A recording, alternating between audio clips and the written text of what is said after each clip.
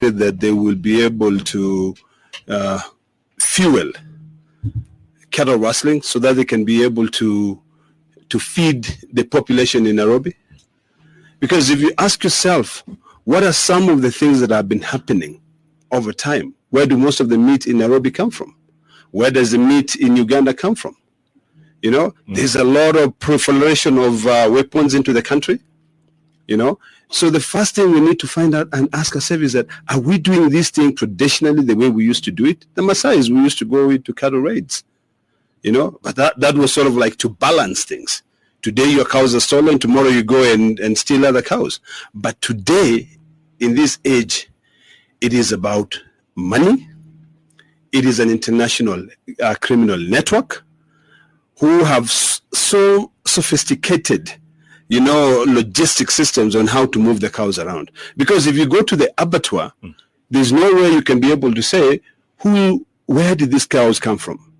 If I go into an abattoir right now with 20 heads of cows, they will just slaughter them. They will not ask me, Senator, where did you get this from? Or they have no way of tracing the origin of those cows. So this is way more than meet the eye. People are not just crazy to turn themselves into bandits to be able to go and kill animals. They are actually being fueled by this network, you know. They are being provided with ammunitions. They are being told, we'll share the loot.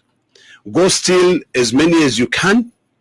You know, let's take them across the border. Let's take them to Uganda.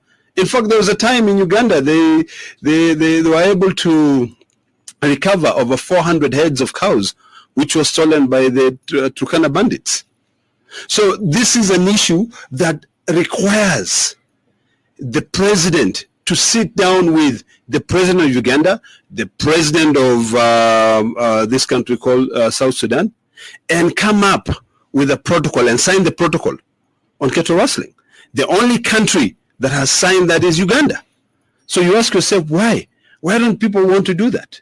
If you look at Pokot as a community, those are fantastic guys. They care so much about, you know, their community. But if you come in and you bring in money, and these are people who live in hardship, they have not gone to school.